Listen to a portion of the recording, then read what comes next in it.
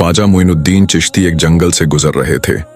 रास्ते में उन्होंने दूर से देखा कि कुछ हिंदू पंडित और वहां मौजूद विभिन्न लोग अग्नि पूजा कर रहे थे। यह देखकर ख्वाजा मोइनुद्दीन चिश्ती उनके पास गए और बोले, आप लोग आग की पूजा क्यों कर रहे हैं? ये आग आपके लिए क्या लाभ पहुंचाती है? तब उन लोगों ने कहा, यह आग हमारा खुदा है। हम आग को खुश कर रहे हैं ताकि मृत्यु के बाद नरक की आग से मुक्ति पा सकें। इस पर ख्वाजा मोइनुद्दीन चिश्ती रहमतुल्लाह अलैहि ने कहा, अच्छा ठीक है, अगर आप आग को खुश कर रहे हैं तो इसे छूकर देखें कि यह आग आपको जलाती है या नहीं। तभी वहां मौजूद एक अन्य व्यक्ति ने कहा, यह कैसी बात है, आग को छूने से तो जल ही जाएंगे।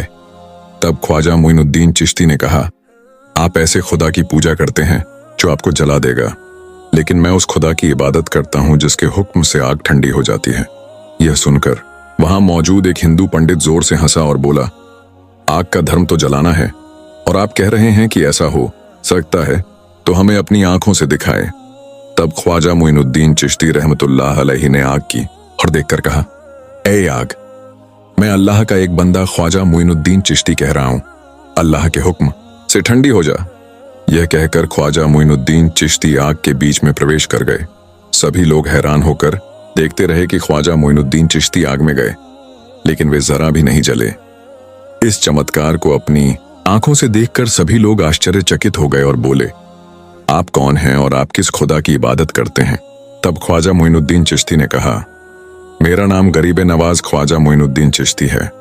मैं उस एक अल्लाह की इबादत करता हूं जो सारे जहानों का पालनहार है, जिसके सिवा कोई पूज्य नहीं और जो इन सारी शक्तियों का मालिक है। ये सुनकर वहां मौजूद सभी लोगों ने कहा, हम भी आज से उसी मालिक की इबादत करना चाहते हैं। इसके बाद वहां मौजूद सभी लोगों ने इस्लाम धर्म स्वीकार कर लिया। उस समय भारतवर्ष में इस्लाम धर्म का प्रचार नहीं हुआ था। राजा पृथ्वीराज भारत पर शासन करता था। वह अपने पुरोहितों के साथ मंदिर में पूजा करने के लिए जाता था। भारत के लोग उस समय देवी देवताओं और अग्नि की पूजा करते थे, अज्ञानता और कुरीतियों में डूबे हुए थे। हुजूर सल्लल्लाहु अलैहि वसल्लम ने फरमाया, ए ख्वाजा मोइनुद्दीन, तुम हिंदुस्तान जाओ, वहां जाकर दीन की दावत दो, इस्लाम धर्म का प्रचार करो।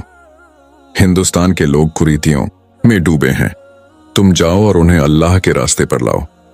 फिर बिना देर किए अपने कुछ साथियों के साथ हिंदुस्तान की ओर रवाना हो गए। कई दिनों तक लंबी यात्रा करने के बाद वे भारत के राजस्थान में अजमेर नामक स्थान पर पहुंचे। उस समय वहां राजा पृथ्वीराज का शासन था। उसके खिलाफ बोलने की किसी की हिम्मत नहीं थी। ख्वाजा मोइनुद्दीन चिश्ती और उनके साथी लंबी यात्रा के बाद थक गए थे, इसलिए वे अजमेर के तारागढ़ पहाड़ के नीचे विश्राम कर रहे थे। उसी समय नमाज का वक्त हो गया। ख्वाजा मोइनुद्दीन चिश्ती ने अपने साथियों से कहा, तुम लोग पानी की तलाश करो क्योंकि वुजू करना है, नमाज का समय हो गया है। तब दो साथी एक लोटा लेकर पानी की खोज में निकले। कुछ दूर जाने पर उन्हें एक विशाल समुद्र दिखाई दिया, जो आज आना सागर के नाम से जाना जाता है। वे आना सागर के पास गए तो देखा कि राजा की सेना ने चारों ओर से उसे घेर रखा था। उन्हें देखते ही सेना ने कहा, आप लोग कौन हैं? पहले कभी यहां नहीं देखे, यहां क्या चाहते हैं? साथियों ने कहा, हम ख्वाजा मोइनुद्दीन चिश्ती के मुरीद हैं, यहां वुजू के लिए एक लोटा पानी लेने आए हैं। यह सुनकर वहां मौजूद सारी सेना जोर से हंसने लगी और बोली, क्या आपने राजा पृथ्वीराज का नाम नहीं सुना? उसके हुक्म की अवज्ञा करने की सख्त सजा मिलेगी। इस सागर से पानी लेना तो दूर, इसमें हाथ लगाना भी मना है, वरना यह पानी अपवित्र हो जाएगा। यह कहकर उन्हें भगा दिया। दोनों साथी दुखी मन से ख्वाजा मोइनुद्दीन चिश्ती के पास लौट आए। ख्वाजा ने पूछा, क्या हुआ? तुम इतने उदास क्यों दिख रहे हो? क्या तुम्हें पानी नहीं मिला? तब दोनों ने कहा, हुजूर पानी तो मिला लेकिन हमें नहीं दिया। हमें भगा दिया और कहा कि राजा पृथ्वीराज किसी को पानी लेने की इजाजत नहीं देता, उसके हुक्म की अवज्ञा करने पर सख्त सजा मिलेगी। यह सुनकर ख्वाजा मोइनुद्दीन चिश्ती ने अल्लाह की बारगाह में दुआ की और अपने साथियों से कहा, तुम आना सागर के पास जाओ और कहो कि ख्वाजा मोइनुद्दीन चिश्ती ने हमें भेजा है। इसके बाद दोनों साथी फिर से वुजू का पानी लाने के लिए रवाना हुए। जब वे आना सागर के पास पहुंचे तो सेना ने उन्हें देखकर कहा, क्या बात है? तुम फिर से क्यों आए? उन्होंने कहा, हम वुजू का पानी लेने आए हैं।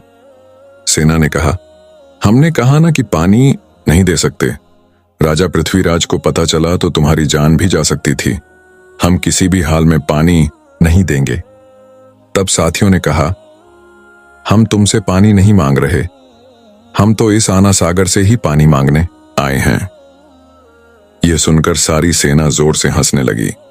उसी समय उन्होंने अल्लाह की बारगाह में दुआ की और अपने हाथ में लिया लोटा आगे बढ़ाकर कहा, ऐ आना सागर, हम ख्वाजा मोइनुद्दीन चिश्ती रहमतुल्लाह अलैहि के मुरिद हैं।